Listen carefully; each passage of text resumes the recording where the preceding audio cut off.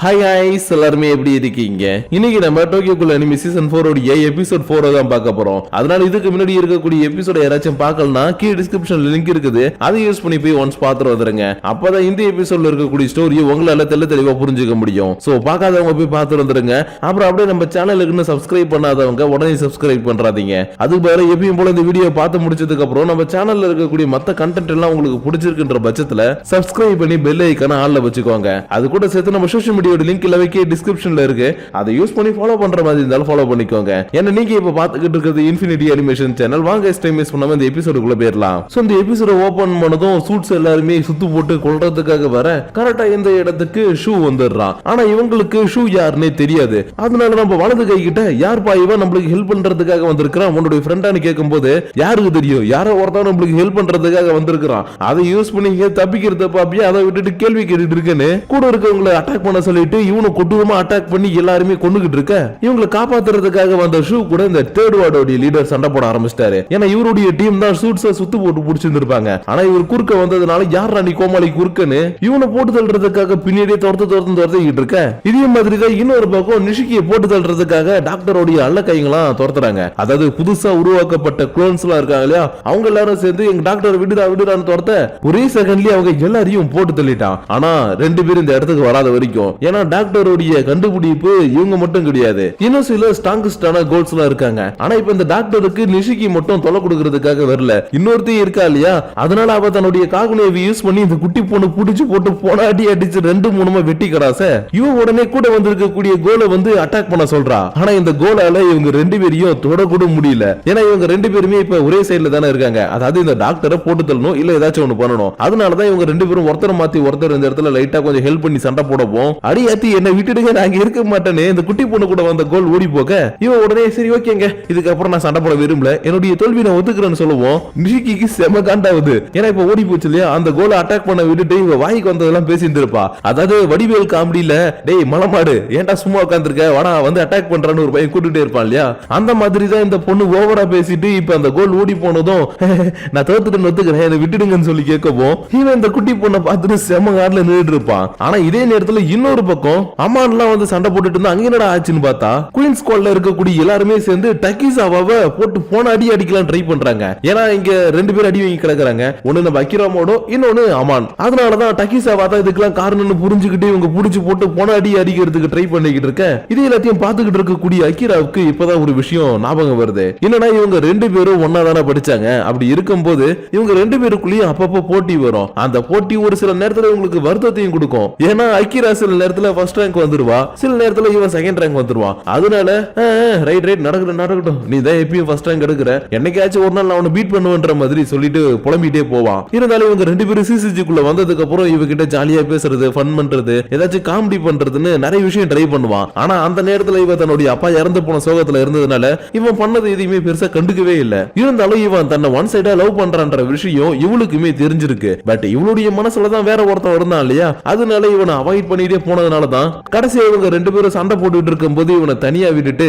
அம்மானை காப்பாத்துறதுக்காக அம்மானு கிட்ட போயிருந்திருப்பா. ஆனா அன்னைக்கு அப்படி போனதுனாலதான் இப்படி இவன் மாறிட்டா இல்லையா, அதனால டக்கிசாவா நீ இப்படி மாறதுக்கு காரணமே நான் தான்டா, அதனால என்னோட உயிரை கொடுத்தாலாச்சும் உன்னை நான் திரும்பவும் நார்மலா மாத்துறேன்னு இவரு டக்கிசாவாவை கடைசியா ஃபைனல் அட்டாக் பண்ணி கொல்ல போற நேரத்துல டக்குனு இவ குறுக்க வந்து எல்லாத்தையுமே தடுத்துட்டா. ஆனா என்ன பண்றது யூரியோடைய அந்த ஸ்வாட் இவளுடைய உடம்பையே வெட்டிடுச்சு. அதனால அந்த இடத்துல டக்கிசாவா நீ எதுக்கும் கவலைப்படாதடா, இதுக்கப்புறம் நீ நல்லவனா இருக்கணும் அதுதான் என்னுடைய ஆசை. அண்ட் உன்னை எனக்கு பிடிக்காதுன்னா இல்ல, நீ என் மனசுல இல்ல அவ்வளவுதான், மத்தபடி நீனா எனக்கு ரொம்ப பிடிக்கும்டா, அப்புறம் நான் பண்ணதுக்கு எல்லாத்துக்கும் என்ன மன்னிச்சிருன்னு சொல்லிட்டு இந்த இடத்துல இவ கீழே விழ இங்க இருக்கிற யாருக்குமே என்ன பண்றதுன்னே தெரியல.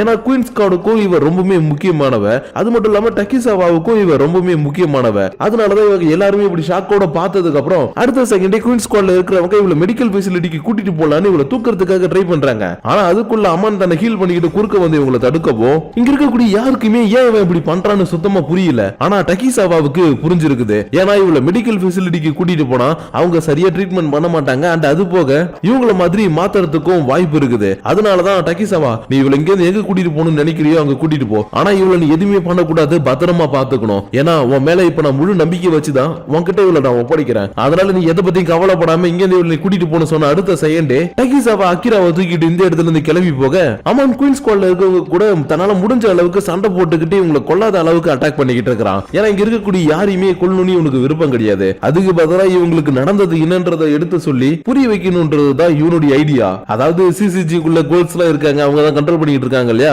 அந்த விஷயம் எல்லாமே அம்மானுக்கும் தெரியும். அதனாலதான் அந்த விஷயத்த எல்லாத்தையுமே இவங்களுக்கு தெளிவா சொன்னா புரிஞ்சுப்பாங்கன்னு முடிஞ்ச அளவுக்கு இவன் தடுத்துக்கிட்டே அந்த விஷயத்த எல்லாத்தையுமே சொல்ல பார்க்க, வாயமுறா நீ ஒரு கோல்ன்றதுனால நீ சொல்றது எதுவுமே நாங்க நம்ப மாட்டோம். ஏன்னா எங்களை பொறுத்த வரைக்கும் கோல்ஸ் எல்லாமே கெட்டதுங்க தான். அதனால உன்னை இன்னைக்கு நாங்க கொல்லாம விட மாட்டோம்னு இவரு சைக்கோவுடைய காகுனியை யூஸ் பண்ணி இவனை ஒரே அடியா கொல்ல சொல்றான். பட் சைக்கோவால இவனை கொல்ல முடியாது. ஏன்னா இவன் தானே ஒரு தடவை இவனுடைய உயிரையை காப்பாத்தினான். அதனாலதான் இவர் எப்படி நம்ம கொல்றது, இவர் ஆல்ரெடி நம்ம உயிரை காப்பாத்தி இருக்கிறாருன்னு ஒரு செகண்ட் இவ தடுமாறி யோசிச்சுட்டு இருக்கும் போது இவரு கேப்ல நான் கடா வெட்ட உண்டான்னு டக்குன்னு தன்னுடைய குயின் கேவை எடுத்துட்டு வந்து இவனை ஒரு அட்டாக் பண்ணிட்டான். பட் அந்த அட்டாக் பண்ணதுதான் இவனுடைய மிகப்பெரிய தப்பு. என்னன்னா அம்மானுக்குள்ள ஒரு அவுல் ஃபார்ம் இருந்திருக்குது. ஆனா இது ஒன்னை அவுல் இருக்கு இல்லையா, அந்த அளவுக்கு ஸ்ட்ராங்லாம் கிடையாது, ஒரு அளவுக்கு ஸ்ட்ராங்கான அவுல் தான். ஆனா என்ன, இந்த அவுல் ஃபார்ம்ல இருக்கும்போது உள்ள இருக்கக்கூடிய அம்மானுக்கு இன்னும் நடக்குதுன்னு சுத்தமா கான்சியஸே இருக்காது. அந்த அளவுக்கு வெறி பிடிச்ச ஒரு அவுலா இருக்கும். அதனால இந்த அவுல் ஃபார்மை பார்த்த உடனே என்னடா அது இவனுக்குள்ள ஒரு அவுல் ஃபார்ம் இருக்கா, சரி ஓகே பரவாயில்ல, நம்மளால முடிஞ்ச பெஸ்ட் கொடுத்து இந்த அவுல் இன்னைக்கு போட்டு தள்ளிட்டு போலான்னு குயின் ஸ்குவாட்ல புதுசா சேர்ந்த ஒரு 2 பேர் ஃபர்ஸ்ட் பீட் அட்டாக் பண்ண அவங்க 2 பேரையுமே ஒரே அடியில கொன்னுடுச்சு. அதனால இத பார்த்ததும் யூரிக்கு எக்கச்சக்கமா கோவம் வருது. ஏன்னா ஆல்ரெடி அந்த சைபாக் கோல போட்டு தள்ளும் போது ஜின்ஷி இறந்துட்டாங்க இல்லையா, அப்படி இருக்கும்போது இப்ப 2 பேர் இறந்துட்டாங்கன்றதுனால இந்த கோல்ஸுங்க என்னைக்குமே நல்லது கிடையாது, அதுங்க எல்லாமே கொடூரமானதுங்கன்னு செம்ம வேகமா வந்து ஒரு அட்டாக் பண்ண, அதுக்கு பதிலா இவனுக்கு தான் கொடூரமான ஒரு அட்டாக் விழுந்திருக்குது. அதனால நான் கரெக்டாக அட்டாக் பண்ண எப்படி இது நடந்துச்சுன்ற மாதிரி இவன் யோசிச்சுட்டு இருக்கும் போதே அவுல் ஃபார்முக்குள்ள இருக்கக்கூடிய அம்மானும் லைட்டா கொஞ்சம் கான்சியஸுக்கு வரான். ஏன்னா இவனுக்கு யாரையுமே கொல்லுன்ற ஒரு இன்ட்ரெஸ்டே கிடையாது. அப்படி இருக்கும்போது இந்த அவுல் ஃபார்ம் யாருமே பிடிச்சு போட்டு கொள்ளுது இல்லையா, அதனாலதான் உள்ள இருக்கக்கூடிய அம்மன் தன்னுடைய கான்சியஸுக்கு வந்து இல்ல நான் இப்படி பண்ணிருக்க கூடாதுன்ற மாதிரி லைட்டா ஃபீல் பண்ணும் போதே சைக்கோ தன்னுடைய ஃபுல் பவரை காட்டுறதுக்கு பதிலா ஒரு லிமிட்டடான பவரை யூஸ் பண்ணி அம்மான ஒரே அடி அடிக்கிறா. ஏன்னா இவனுக்கு கொல்லவும் மனசு வரல, காப்பாத்தவும் மனசு வரல. அதனாலதான் இவனை கொல்லாத அளவுக்கு ஒரு பெரிய அட்டாக்க பண்ணதுக்கு அப்புறம் எதுக்கு இந்த மாதிரி பண்ற, உனக்கு என்னதான் வேணும், அன்னைக்கு என்னடானா என்ன காப்பாத்துன, இன்னைக்கு என்னடானா எல்லாருமே கொல்ற, சொல்லு உனக்கு என்னதான் வேணும்ன்ற மாதிரி அழுதுகிட்டே இவ கேட்கவும் ஒரு செகண்ட் அப்படியே அம்மானு யோசிச்சு பார்த்துட்டு நம்ம காணிக்கையை பேசுறது எல்லாத்தையும் அப்படியே இந்த இடத்துல பேச ஆரம்பிக்கிறான். ஏன்னா காணிக்கையும் இவனும் ஃபர்ஸ்ட் டைமா மீட் பண்ணிக்கும் போது இந்த இடத்துல ஒரு சமநிலைமை கொண்டு வரணும், அதுக்காக என்னுடைய உயிரை கொடுத்து கூட நான் போராடுவேன்ற மாதிரி சொன்னா இல்லையா, அதே வார்த்தையை தான் இவகிட்ட சொல்லிட்டு இங்க நடக்கிறது எல்லாமே ஒரு கண்கட்டி வித்த மாதிரி, என்னைக்காச்சும் ஒரு நாள் உங்க கண்ணுல கட்டி இருக்கக்கூடிய அந்த துணி அவரும் அன்னைக்கு என்ன நடக்குது ஏது நடக்குதுன்றத நீங்க புரிஞ்சுப்பீங்கன்னு சொல்லிட்டு அடுத்த செகண்டே இவ கொஞ்சம் சோகத்தோட இந்த இடத்துல இருந்து கிளம்பி போக, இன்னொரு பக்கம் 20th வார்டோட ஹெட் மாறு இருக்காரு இல்லையா, அவர் கரெக்டா வாஷுடைய தலைய பாயிண்ட் பண்ண மாதிரி கன்னை வச்சுக்கிட்டு வந்து நிக்கிறாரு.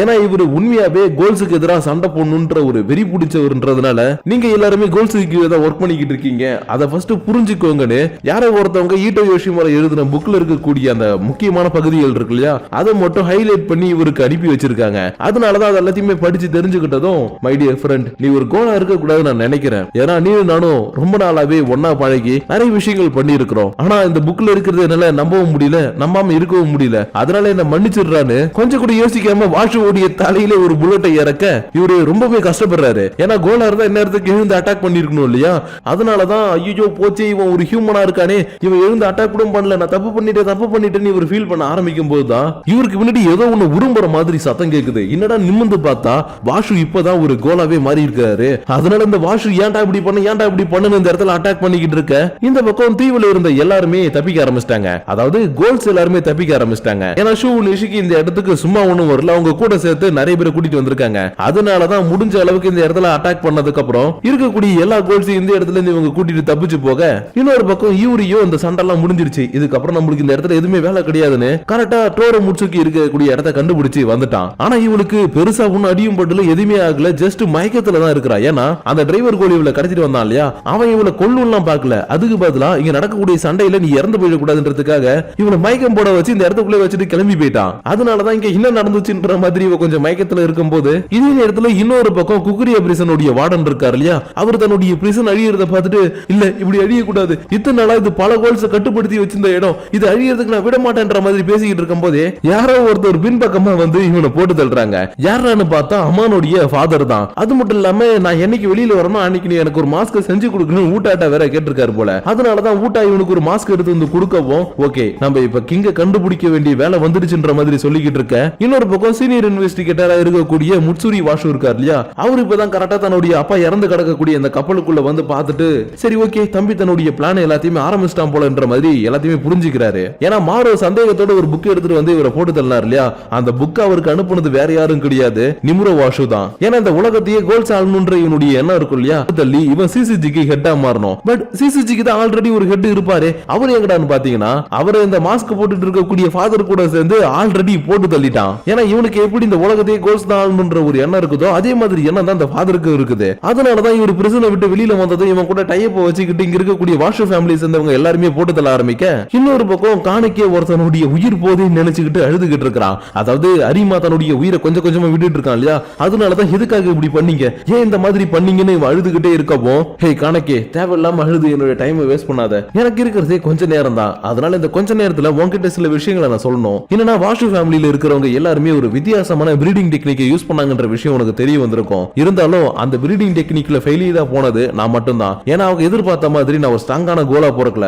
அதுக்கு பதிலா கோல்ஸோடைய பவர் இருக்கக்கூடிய ஒரு ஸ்ட்ராங்கான ஹியூமனா தான் நான் பிறந்தேன். இருந்தாலும் என்னை விட வாஷு ஃபேமிலியில இருக்கக்கூடியவங்க எல்லாருமே ரொம்பவே ஸ்ட்ராங்கானவங்க.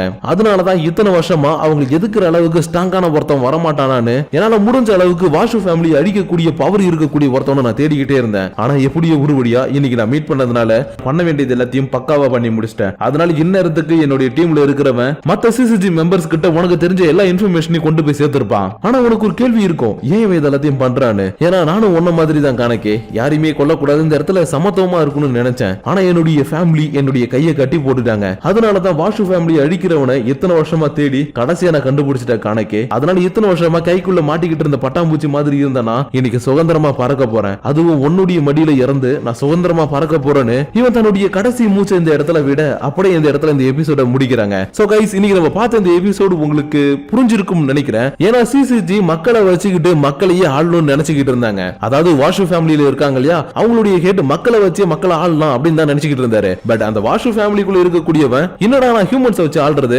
எனக்கு இந்த உலகம் முழுக்க வெறும் கோல்ஸ் மட்டும் தான் இருக்கணும்னு தன்னுடைய ஃபேமிலியை போட்டு தள்ளி ஹெட்டோடைய பொசிஷன் எடுத்து இந்த உலகத்தையே தன்னுடைய கைக்குள்ள கொண்டு வரணும்னு நினைக்கிறான். ஆனா இது எல்லாத்தையும் ஆல்ரெடி தெரிஞ்சுக்கிட்ட அரிமா வாஷு ஃபேமிலி எதிர்த்து சண்டை போடுற அளவுக்கு பவர்ஃபுல்லான ஒரு ஆளை கண்டுபிடிச்சதும் சரி ஓகே என்னுடைய கடமை முடிஞ்சிருச்சு, இதுக்கப்புறம் நான் கிளம்புறேன்னு தன்னோட உயிரை சாக்ரிஃபைஸ் பண்ணி தனக்கான ஒரு அமைதியை தேடி இருப்பான். ஏன்னா இத்தனை வருஷமா அவன் எக்கச்சக்கமான தப்பு பண்ணிருக்கான் இல்லையா, அது எல்லாமே அவனுடைய மனசுக்குள்ள ரொம்பவே கஷ்டத்தை கொடுத்திருக்குது. அதனாலதான் வாஷு ஃபேமிலி அடிக்கக்கூடிய அளவுக்கு பவர்ஃபுல்லான ஒரு ஆளை கண்டுபிடிச்சதும் தான் பண்ண தப்புக்கு எல்லாத்துக்கும் தனக்கு தாண்டே தண்டனை கொடுத்துட்டு இந்த இடத்துல இறந்து போயிட்டான். சோ இப்போ நான் சொன்ன இந்த எண்டிங் எக்ஸ்பிளேஷன் மூலியமா இதுக்கு முன்னாடி இருக்கக்கூடிய எபிசோட்ல நடந்த விஷயங்கள் எல்லாமே ஒரு அளவுக்கு உங்களுக்கு புரிய வந்திருக்கும் நினைக்கிறேன். அப்படி இல்ல புரியலனாலும் ஒரு பிரச்சனை கிடையாது, திரும்ப இன்னொரு தடவை நம்ம எபிசோட்ஸ் எல்லாத்தையும் பார்த்துட்டு வந்து இந்த எண்டிங் எக்ஸ்பிளேஷனை பாருங்க, கண்டிப்பா உங்களுக்கு இந்த எபிசோட்ஸ் எல்லாமே புரிய வரும். இருந்தாலும் சில பேர் ஆரம்பத்துல இருந்து என்ன நடக்குதுன்றத கரெக்டா புரிஞ்சுக்கிட்டு இருந்திருப்பீங்க. அப்படி புரிஞ்சுக்கிட்டு இருக்கீங்கன்னா எனக்கு புரிஞ்சிருச்சு இல்ல புரியலன்றத மட்டும் மறக்காம உங்களுடைய personal thoughts and views comment பண்ணும்போது கீழே இருக்கக்கூடிய லைக் ஷேர் பட்டனை தட்டி விட்டுட்டு அதுக்கு கீழே இருக்கக்கூடிய கமெண்ட் செக்ஷன்ல கமெண்ட் பண்ணுங்க. அப்படி நீங்க பண்ணக்கூடிய இந்த கமெண்ட்ஸோட சேர்த்து உங்களை நான் நெக்ஸ்ட் எபிசோட வந்து பாக்குற வரைக்கும் உங்களிடமிருந்து விடைபெறுவது உங்கள் நான்.